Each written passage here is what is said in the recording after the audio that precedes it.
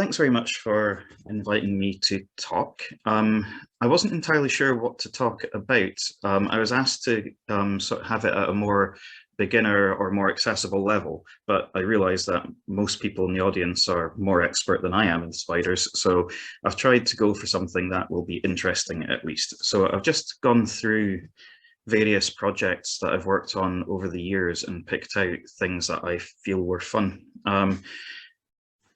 So some of you may know I'm the director of Caledonian Conservation, which is an ecological consultancy based in Scotland, although we work throughout the UK.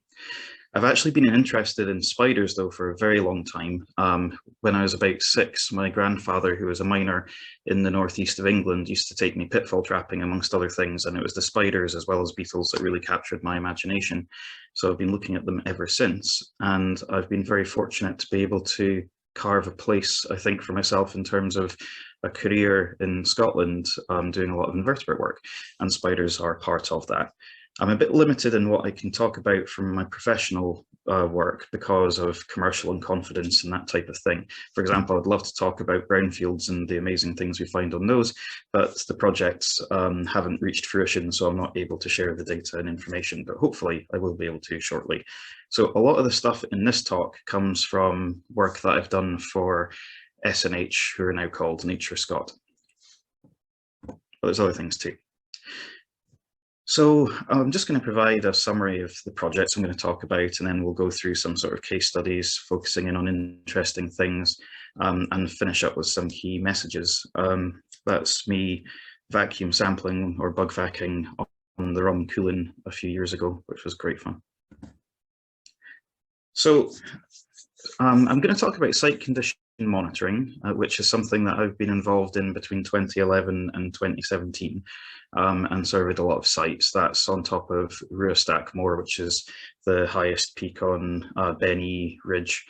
So I've gotten to some very interesting places and been very fortunate in that way. Although I know many of the people here have also been to these places, and some of the records that I've been looking to re-find in site condition monitoring were made by people who are in this very meeting. So you'll know these sites too. I'm going to talk a bit about some more recent work at the Glasgow Botanic Gardens, which is something that my company's funded rather than something we've been paid to do. And that's been really good fun. And that got interrupted a bit due to COVID. And then just some random things which may have come from other projects where we're not looking for spiders, but interesting spider findings have occurred anyway, or things that have arrived in the post and such like. So site condition monitoring, that's my tent on top of Leach, which is a ridge next to Benny actually. Leach's my favourite mountain, it's wonderful. And I was up there looking for Micaria alpina, and I've talked more about that elsewhere. I've tried to pick some new things to talk about today that people may not have seen in other presentations. So site condition monitoring, I should say, there's loads of published reports on the site condition monitoring that I've been involved in, which you can download from NatureScot's website, or there should be links as well on the Caledonian Conservation website, and that might be easier to navigate than the NatureScot one, but they are out there to read. There are also unpublished reports. So the earliest stuff that we did, it remains unpublished, and the most recent stuff that we did, as far as I'm aware, remains unpublished. But this was publicly funded, so there shouldn't be anything stopping you getting in touch with NatureScot and asking for these reports, and perhaps if enough people did that, they may be made more publicly available. And there's various talks that you can get from the Caledonian Conservation website and papers on the back of all this. And the data is largely available in NBN Atlas and also submitted to the Spider recording scheme, although we do have quite a backlog that we need to get on top of, so apologies for that. So site condition monitoring is when you go out and you check on the condition of a feature of a site of special scientific interest, for example, a protected site, and see how it is doing. In Scotland, there are 158 triple SIs with invertebrate features, and that is those. There's also a really good review and revision of invertebrate features by Nick Littlewood recently that's worth a read. Certainly if you're interested in a particular site, there's good information in there, it brings it all together. We've undertaken 57 site survey projects. These aren't all on individual sites. There may be different features for different sites at different times that we've been out. So we've visited 51 of the 158 invertebrate triple SIs as part of site condition monitoring. I've visited them for other reasons as well, and look at spiders. And I've just picked a few to talk about. They're ones I think I've not spoken about so much in spider talks. Some of them have been in more general invertebrate talks at other conferences and things. And I started off going in alphabetical order, but I ended up rejigging it a bit because it made sense for the narrative. So starting off with Abernethy Forest. It was great fun to be able to go out bivy bagging on lovely comfy heather, obviously avoiding deer beds, not wanting to get ticks. And if you are bivy bagging in Scotland, I strongly recommend that you make sure your bivy bag has a fly net that can keep midges out, because the majority that are on sale in the UK do not keep midges out. So be very careful, otherwise you have a very uncomfortable night. So it's a relatively large site, almost 60 kilometres squared, and the feature was poorly defined in the citation, and this was a common problem before Nick Littlewood's revision. So we were able to use unpublished SNH data to try and define our surveys, which included a large group of invertebrates, spiders obviously being the ones of interest here. These are some of our sample locations in Abernethy Forest. These projects are always very constrained in terms of time, and we always end up putting in more time than we're getting paid for these things, to be honest. And they are good fun, but there's a limit to what we can do. And there are actually other sample locations for ants, but they're not really relevant to this talk. So we used a wide range of methods, and I think that's a really important thing for anyone to do, is try different things. So we used bark traps, bug vac beating, sweep nets, nest boxes, which I'll talk a bit more about in a moment, pitfall traps, and other things for other species, guddling not so relevant for spiders. In total, we found 167 species, 57 spiders, and we partially refound the feature. So in terms of spiders, we refound Clubiona subsultans, which had been found on the site previously, and Desmodicus elevatus. I must apologise for my pronunciation of any Latin names. I'm not very good on that. And we also found Pardosa lugubris sensu strictu, which at the time certainly the status was unknown. There was only just recently published information on how to properly identify them. But I have to say, we do find them in large numbers in Caledonian forest sites in general that we survey. And the habitat was in good condition, which isn't massively surprising given the RSPB manage the site and they try out all sorts of interesting things, including like setting grenades in trees to create weird deadwood situations, which is pretty cool. Of interest in terms of survey techniques, we were looking for a bee called Osmia uncinata as well, and I read quite a lot of papers and reports on this particular bee. And one of these reports was about using these nest boxes to try and find this bee, and it found that they were completely useless for finding Osmia uncinata. However, I think it was Mike Davidson, who's a better Scottish spider-man than me, identified a lot of the bycatch of spiders, and Clubiona subsultans turned up in these quite frequently. So we went out and set them actually to try and find Clubiona subsultans, and they were very successful for detecting females. And immature Clubiona used them as well. Moving on to Blackwood of Rannoch, which makes a bit of sense because Clubiona subsultans is sort of the main player in this one too. The feature was again poorly defined, and this arguably is the lowest, most southerly Caledonian forest in Scotland. Although I should add that there is an estate in Clackmannanshire called Brucefield Estate that has a wonderful example of what can only really be described as Caledonian forest as well, and is definitely worth a visit and is a bit closer to most people. But in any case, Blackwood of Rannoch, poorly defined in citation, the feature, and we were able to use unpublished data again from SNH. And in this case, we were looking for particular spiders, Clubiona subsultans, Dipena torva, Haplodrasus, sorensini, and Robertus scoticus. I should say Robertus scoticus is like the bane of my existence as an arachnologist. I've looked for it so many times, but I've never found it. So if anyone has any advice on that, I'm very interested in hearing it. And then some beetles and some moths. And these are our sample locations that are relevant to this. So we used active searching, including going through deadwood, bark brushing, so taking a paintbrush and literally brushing the bark off the bark of trees with a tray or sheet underneath. Bark traps, bug vac, so vacuum sampling, pitfall traps, sweep nets. And in total, we found 131 species, 59 spiders. And we've partially refound the feature. We found Clubiona subsultans, and we also found Philodromus margaritatus, which was the spider on my first slide, I should have said at the time. And just because there's not enough pictures sometimes, I really love Clubiona subsultans palps. I love that kind of almost harpoon-like shape. And I love Clubiona in general, because I know there are some that are fairly distinctive, but a lot of them aren't really. And so you don't always know what you've got until you are looking under a microscope, and that's really exciting.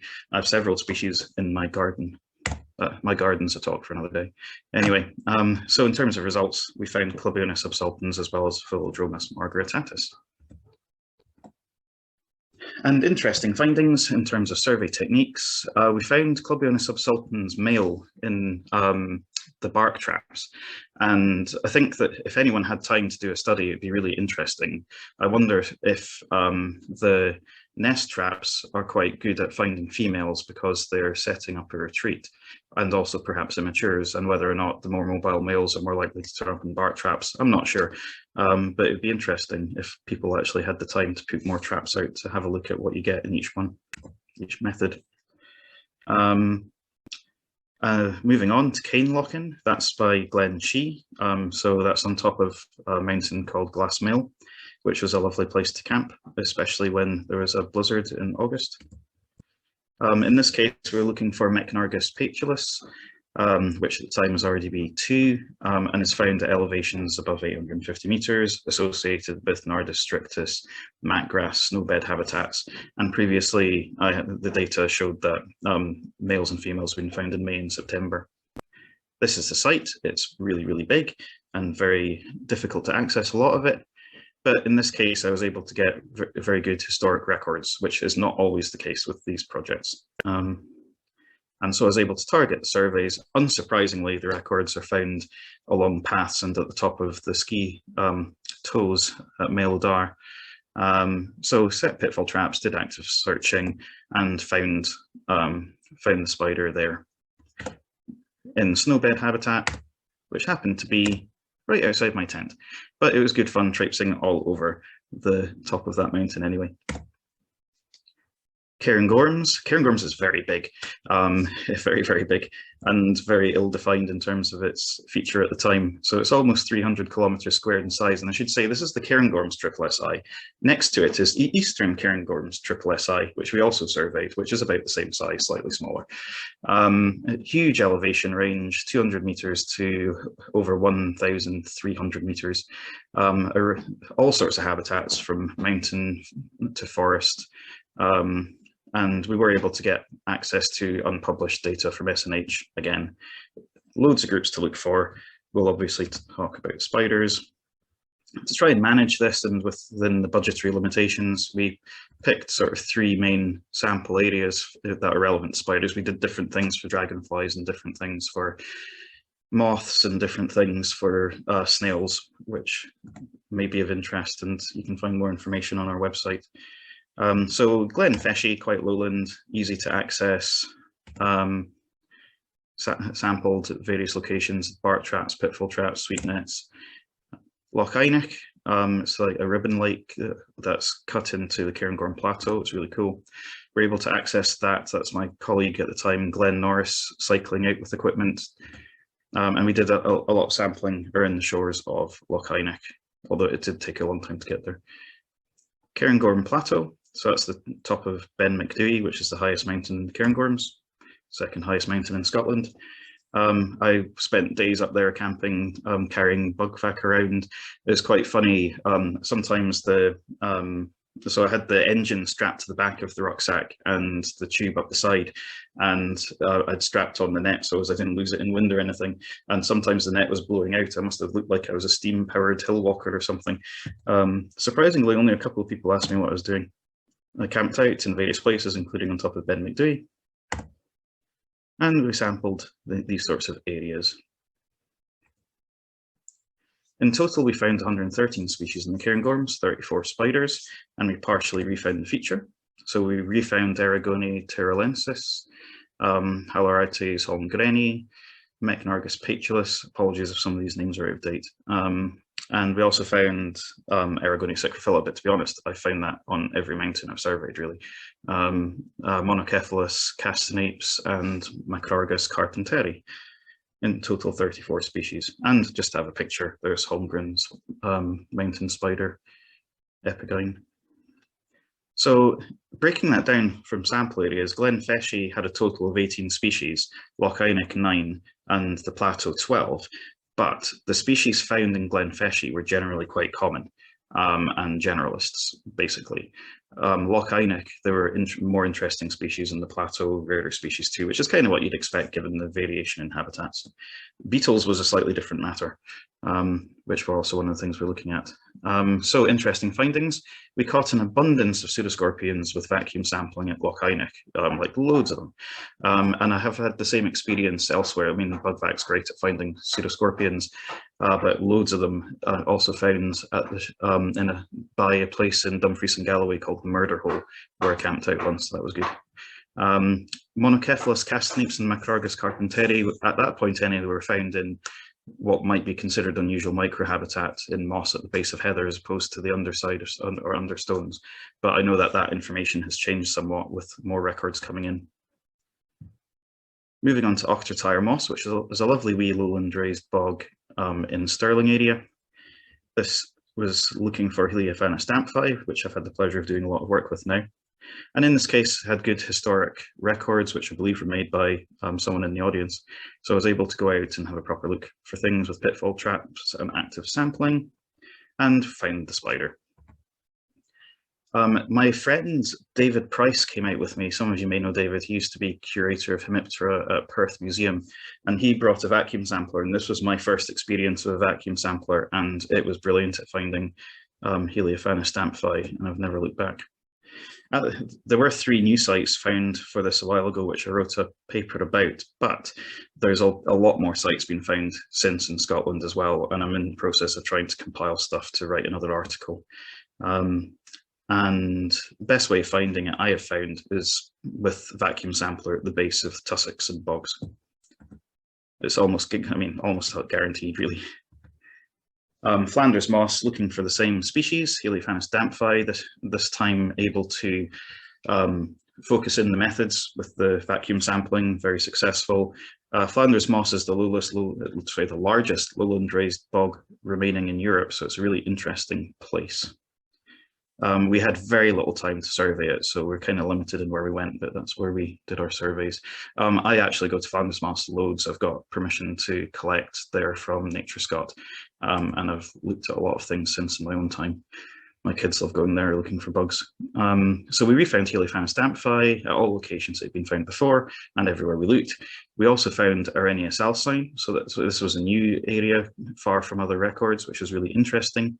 In total, we found 35 species of spider. If you want to read more about the Arrhenius alcine, I put an article in the newsletter on that a wee bit ago, and you can get that online from BAS or from Caledonian Conservation.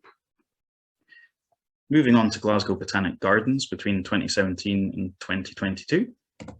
I started off like on the left before the viral apocalypse and ended up like on the right during the viral apocalypse.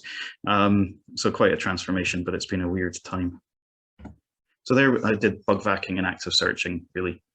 Before doing the surveys, 8 species were known from the gardens of spider.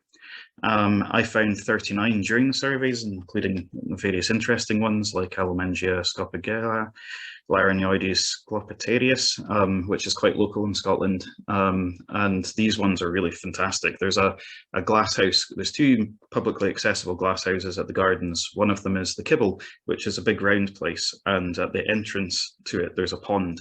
And in autumn time, the Larynioides make fantastic webs above the pond. And I wonder if anyone looks up. Unops pulcher, Evarcha falcata, which is quite uncommon in Scotland. Tetragnatha obtusa, and Parasteatoda tepidorium, which is associated with glass houses, not a surprise, and Rugathodes sexpunctatus, which is introduced but is turning up in more and more places around Glasgow and also in Clackmannanshire and elsewhere. So now the total number of spiders known from the site is 41. In terms of other arachnids, there were 5 species of harvestmen known before these surveys, and now there are 7, which brings the total to 7. There was 1 species of pseudoscorpion known before the surveys, and I found 2 during these surveys, which brings the total to 3. And you can read more about that in an article that's been published. I have asked for a small revision to be made because there's a bit that's caused a bit slightly unclear and caused some confusion. Hopefully they will revise that, but it's there for you to read in any case. And you can get that from the Caledonian Conservation website or Glasgow Naturalist. Miscellaneous stuff. So this is Alvey, which is a triple SI that we did site condition monitoring for in 2013. And it's largely a wetland, but there's also a birch-dominated woodland. And we were looking for flies and beetles, snail, and a caddisfly. And these were our sample locations. We were not designed, they did not design us to look for spiders. But we found Dipena torva, which is a fantastic spider that specializes in eating wood ants that is normally associated with Caledonian forest with Scots pine. However, wood ants don't just live in Caledonian forest, they do live in broadleaf forests as well. They're just harder to find. So presumably, possibly the spider just cares about what it's eating. In any case, interestingly, we found it here by accident in birch-dominated woodland. We were beating trees and then bug vacuuming around the base of the tree to try and capture as much as we can, so vacuum sampling. And a female turned up in one of those samples, which was very surprising. It was very exciting. And you can read more about that, as well as other things about Dipena torva in that article in the newsletter, which you can get online. Again, with the site condition monitoring at Morrickmore, which is an amazing military firing range, which many a story can be told about, with lots of sand dunes in the north of Scotland. We were looking for Cladocera flies and a moth and a butterfly. But, so it's a really quite a big site. The only bit that's relevant to the spider story is this bit out here, where there are sand dunes, and we were looking for various other insects. And we found Arctosa cinerea, 1 female there. Now, that's a picture Stephen Falk kindly let me use. They're really cool spiders, very impressive, and usually, I think in the UK, found around sort of shingle. And this was a sand dune. So basically, I'd put my sweep net down and I was sorting some things, and I noticed the spider run onto the sweep net. So it was a very random occurrence. I read more into it though, and they do seem to be found in sandy seashore habitats out with the UK in Sweden, Georgia, Germany. And in Germany, I read some articles that suggested they have 2 stages to their life, where they're more mobile in shingle when they're younger and then create a retreat in sand when they're older.